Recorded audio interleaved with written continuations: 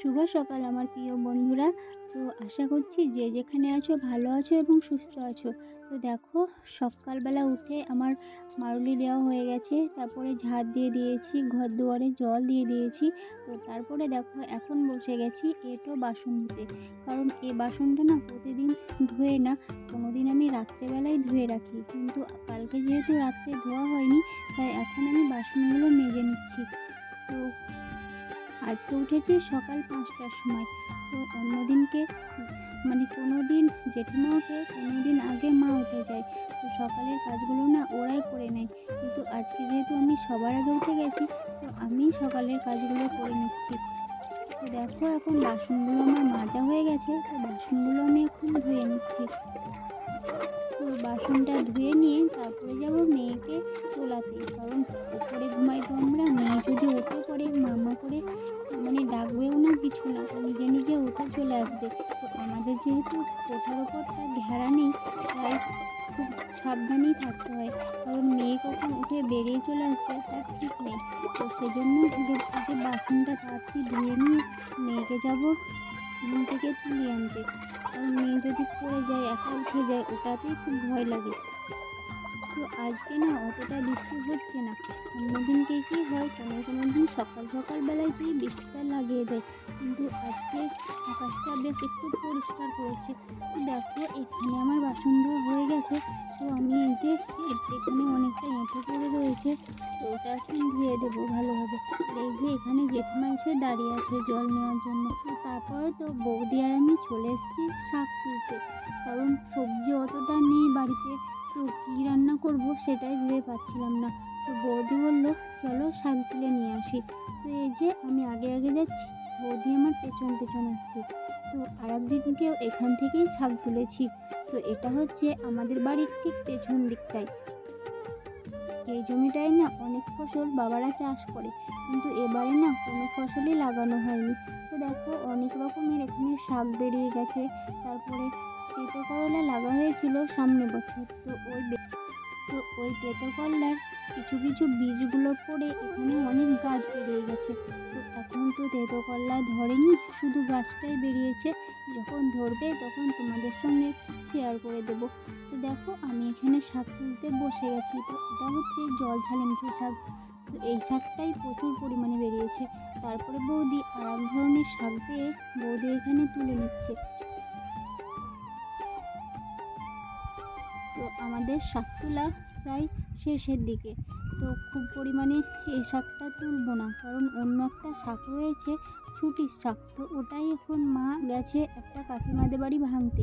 তো দেখো এখানে আমাদের চাষও লেগে গেছে।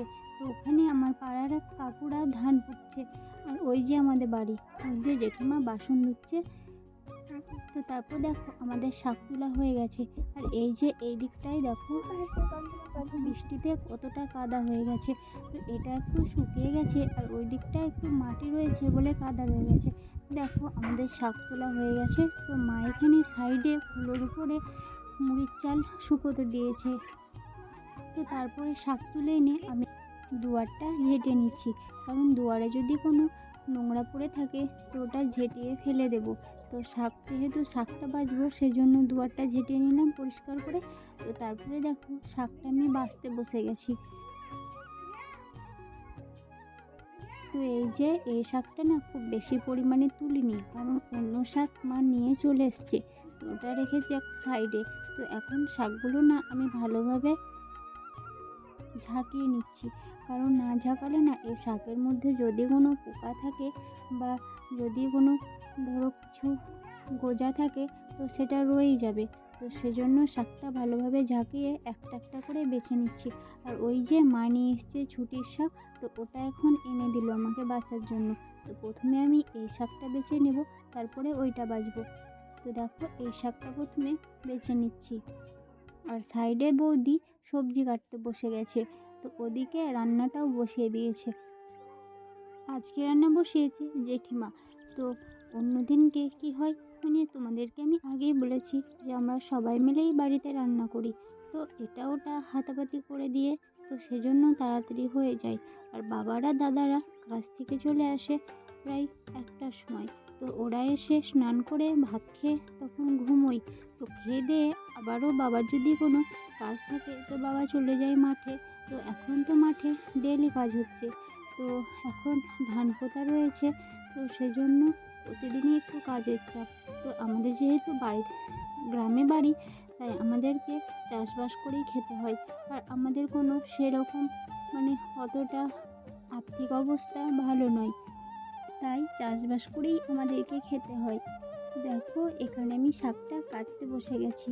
তো এই শাকটা না খুব ছোট করব না, কারণ খুব ছোট করলে পারে শাকটা সিদ্ধ হয়ে যাবে, একেবারেই গলে যাবে। তো তারপরে দেখো এখানে আমি আমড়া ছাড়াতে বসে গেছি। আমড়ার খোসাগুলো ছাড়িয়ে নিচ্ছি, কারণ এই আমড়াটা না টক করা হবে, কচু দিয়ে আলু দিয়ে টক হবে। তো সেজন্য জেঠিমা বললো আমড়াগুলো ছাড়িয়ে দিতে। তো এই আমড়াটা যখন ছাড়ানো হয় না, তখন এটা থেতো করে দেওয়া হয়। তখন ছাড়িয়েই তেলের ওপর দিলে আমড়াটা বেশ গলে যায় আর টকটাও হয়। তো দেখো এখানে আমি সবজি কেটে দিয়েছি জেঠিমাকে। আর ওই যে ভাতটা প্রায় হওয়ার দিকে, তো ভাতটা এবার জেঠিমা নামিয়ে নেবে। তো আমাদের এখন অসুবিধা হচ্ছে জ্বালানির। তো ঘুঁটে তো রয়েছে বাড়িতে, কিন্তু রোদ করছে না, তো সেই জন্য শুকোতে দেওয়া হচ্ছে না। তাই আখাটা একটু উনুনটাই ধোয়া হচ্ছে। তো শাক বাছার পরে, সবজি কাটার পরে দুয়ারটার অবস্থা খুবই খারাপ। পেঁয়াজ রসুনের খোসাতে আর শাকও রয়েছে পড়ে। তো এখন আমি দুয়ারটাকে ঝেঁটিয়ে নিচ্ছি। তো ফ্যান চলছিল যেহেতু, তাই পেঁয়াজের খোসাগুলো আর রসুনের খোসাগুলো পুরো দোয়ার হয়ে গেছে। তো তারপরে দেখো বিকেলে খাওয়া দাওয়ার পর তারকেশ্বর যাবে বলে জেঠিমা এখানে রেডি হয়ে গেছে। তো দেখো এখানে আমার মেয়েও সাথ চাচ্ছে না, জেঠিমা যাওয়ার জন্য বায়না করছে। তো বন্ধুরা, আজকের ভিডিওটা আর বেশি বড় করব না।